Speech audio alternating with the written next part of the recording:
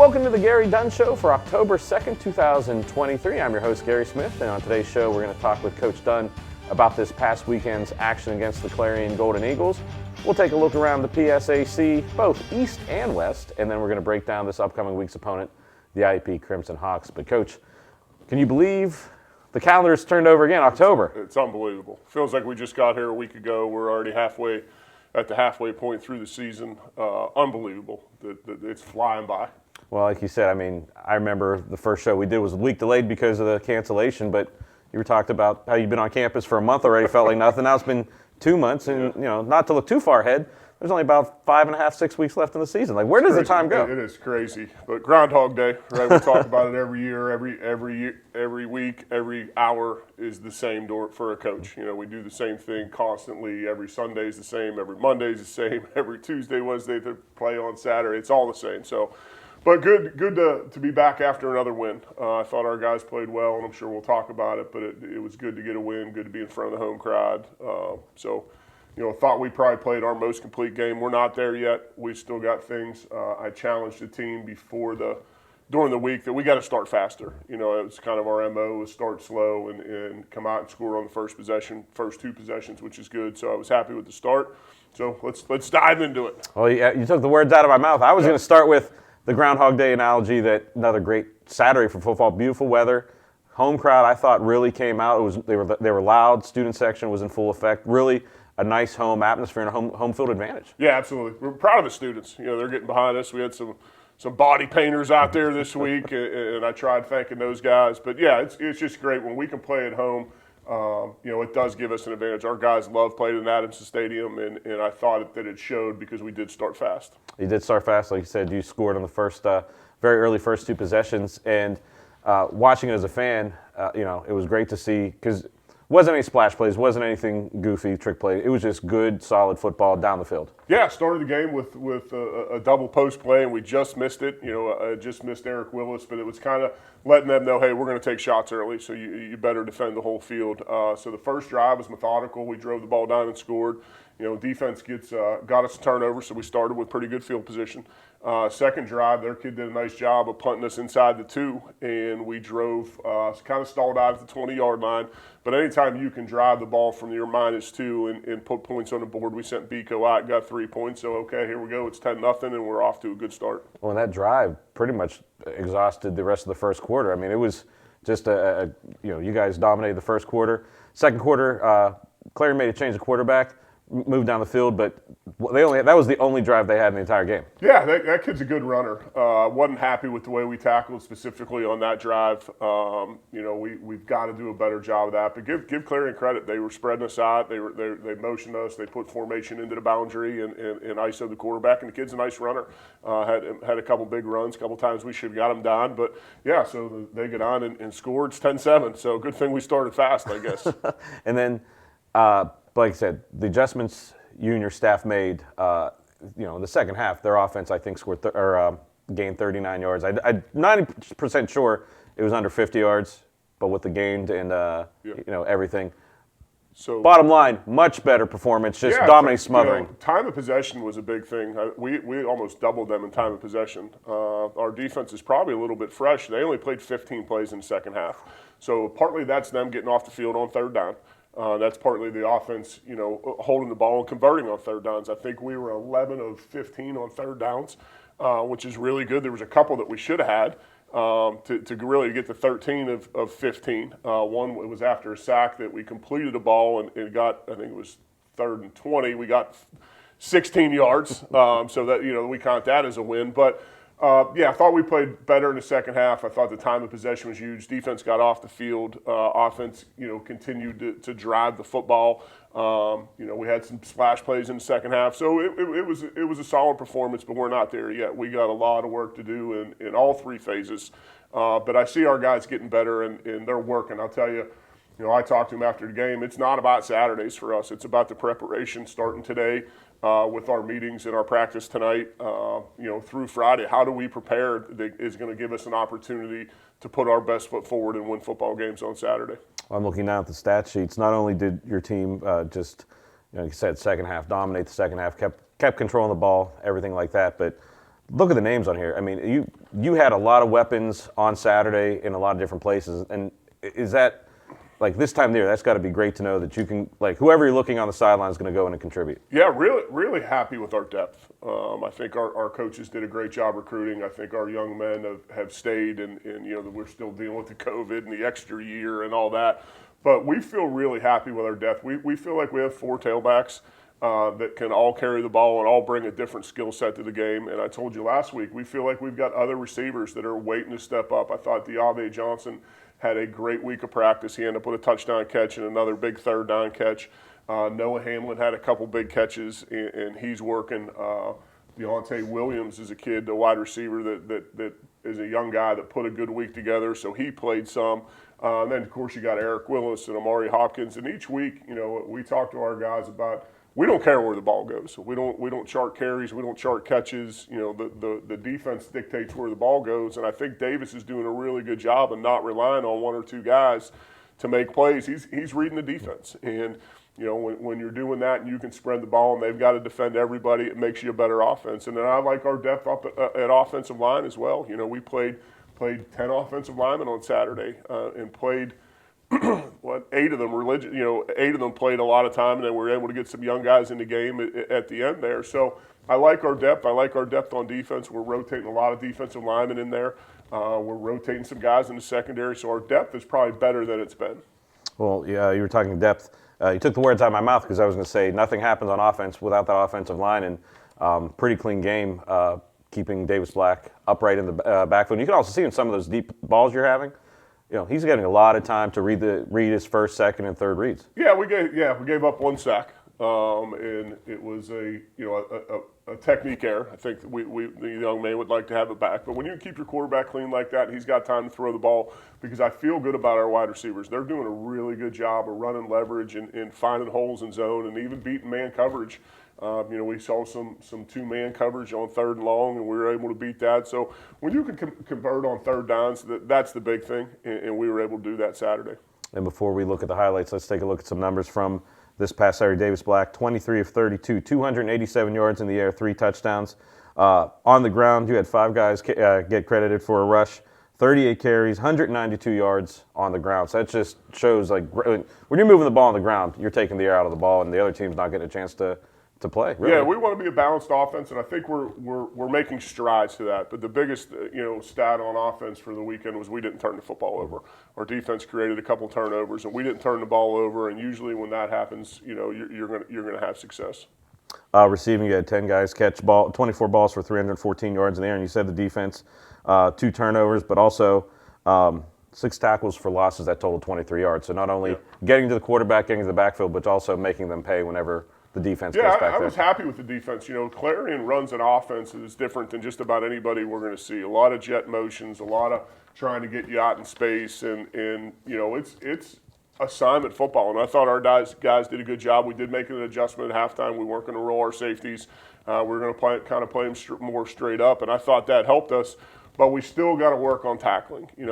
I don't care what defense we call, what scheme we have. If we don't tackle, none of it matters. Mm-hmm. And we did miss a couple tackles, and we're going to continue to work on it, continue to preach on it, because we're going to see some guys this weekend that are really good with the ball in their hands. And if we don't tackle, it could be big trouble.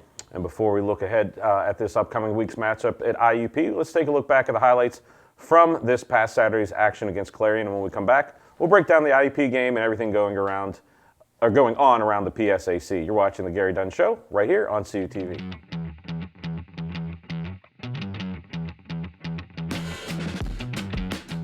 Motion handoff on the carry. Nice run up the middle. That was Paul Newton. The ball came out as well. And I think everyone's signaling Vulcan's way, and I think the Vulcans have it. 1st and goal from the 6. Play action pass again. Quick pass over the middle. Caught for the touchdown.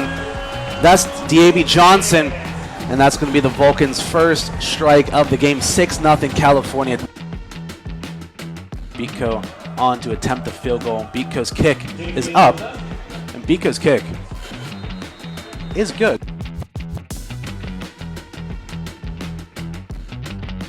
Benedict on the carry. Benedict going to work his way into the end zone for the Golden Eagle touchdown. Black trying to find Willis. Willis pulls Pulls it in for the Vulcan touchdown. Trusts his receiver all the way, and Willis reads it beautifully. First and 10, Black testing deep down the field. That pass is caught in the end zone for the touchdown. That's DeMonte Martin pulling in the throw. Another big play from this Vulcan offense. Corbin Dunn received the call. And Corbin, ball comes out as he's going down to the ground, and the Vulcans fall on top of it. Black toss to McCann. Great blocking. McCann into the end zone for the Vulcan touchdown. He gets himself another one, and the Vulcans tack on 6 more. Handoff this time to Williams, and Williams has a ton of space, and Williams into the end zone for the Vulcan touchdown. Untouched as he falls in, and the Vulcans tack on 6 more.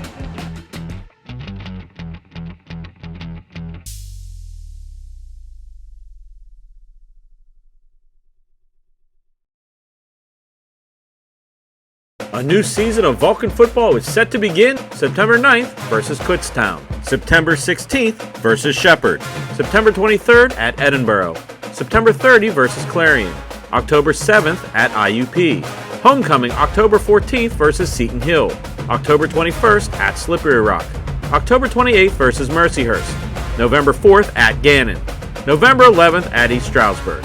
All games available on CUTV Sports 1 and the PSAC Digital Network. Suffering from World Cup withdrawal? Well, Vulcan men's and women's soccer has you covered.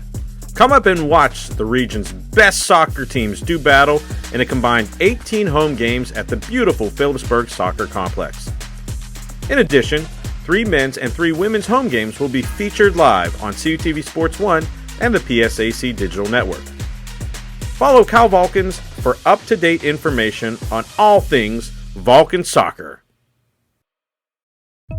Vulcan Volleyball is back, and you can have the best seat in the house. The Convocation Center will be rocking with 11 home games featuring some of the best teams in the region and the PSAC. All home games will be streamed live on CUTV Sports 1 and the PSAC Digital Network. Follow Cal Vulcans on all social media platforms for up-to-date schedules and information. Vulcan Volleyball and you, a winning combination.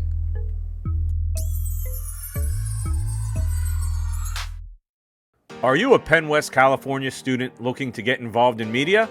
You have 2 great choices, and for both, all majors are welcome. CUTV is the home for Vulcan sports. Be a part of 80-plus live games both home and on the road. We're looking for announcers, camera operators, graphic operators, and much more. There are also opportunities to develop your own shows.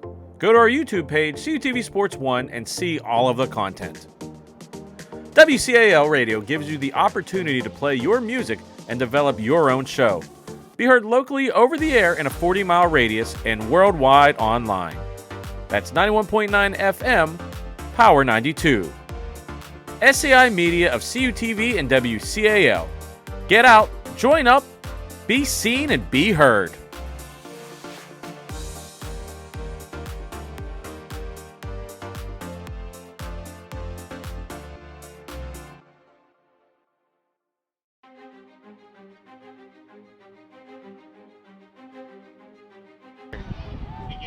Kick is up and good. IUP's going to take an early 3-0 lead here with 10:05 to go in the first quarter.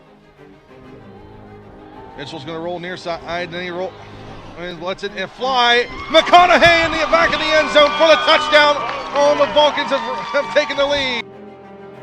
In the pistol, twin receivers on the far side, fakes the handoff, rolls to the far side. And one-handed grab, interception by IUP, but they're going to say he stepped out of bounds. He's going to send a man in motion, and Matt Tobey coming quickly, and it's intercepted by the Vulcans.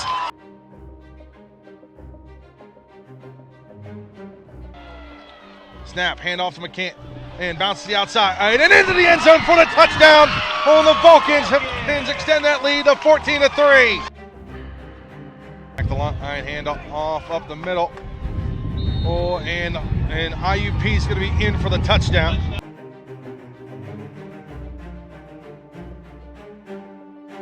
Here, hand off, turns upfield.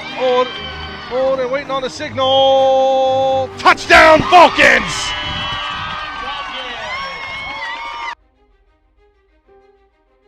Sexton lets it fly, fires it into the end zone, touchdown IUP.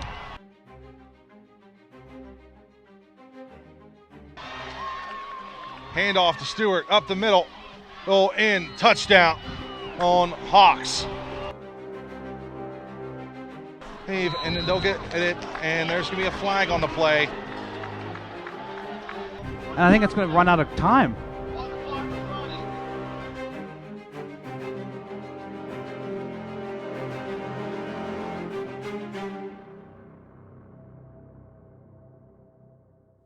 And welcome back to the Gary Dunn Show. We just saw highlights from this past week's action against Clarion and then last year's action against IUP. And Coach, before we break down this upcoming week's game against IUP, we're going to take a look around the PSAC and just see what is going on in last week's scores and in the standings.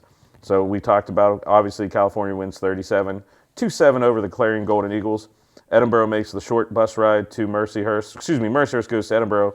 Edinburgh wins 40-24. Gannon goes to Seton Hill and wins 23-6. And then Slippery Rock at home beats IUP 42-21. Over in the PSAC East, Kutztown holds serve at home versus East Stroudsburg 34-27. Lock Haven in a back and forth affair beats Millersville 38-31. Shepherd holds serve at home against the Shippensburg Raiders 30-23. And then Bloomsburg in overtime Bloomsburg in overtime loses to Westchester 24-21. And if you look at the PSAC standings, over in the East, Kutztown's in first place 2-0. Everyone else 1-1, and then Bloomsburg 0-2. And then in the West, Slippery Rock, Cal, and Gannon are 2-0 in conference.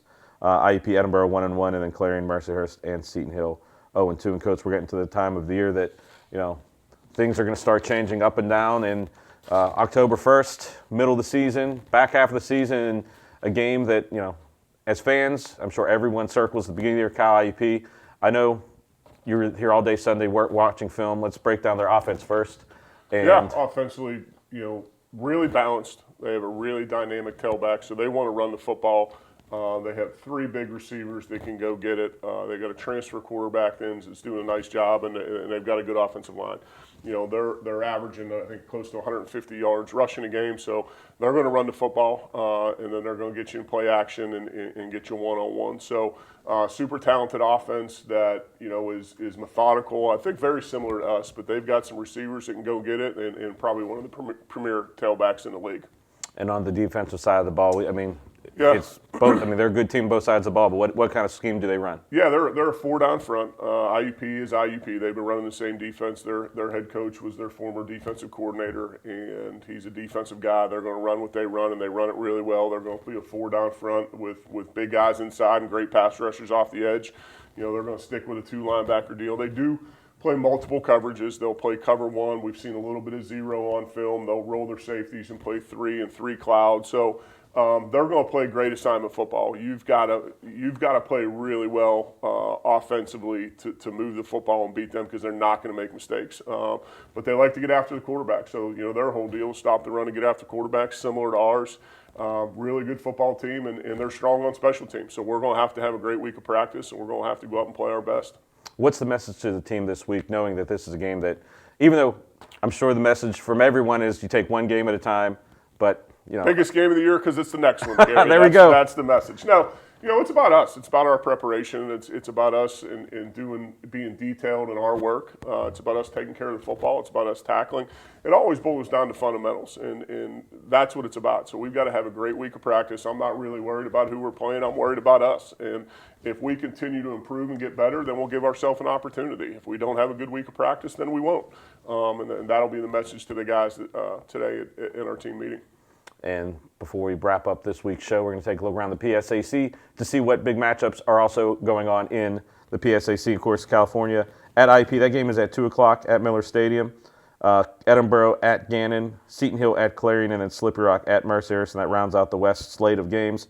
And then over in the East, Shepherd at Lock Haven, Westchester at Shippensburg, Kutztown at Bloomsburg, and then Millersville at East Stroudsburg. And before we wrap up, Coach, we always talk about the fans and trying to get them at the games. And, this is a huge rivalry game. It's a 90-minute drive.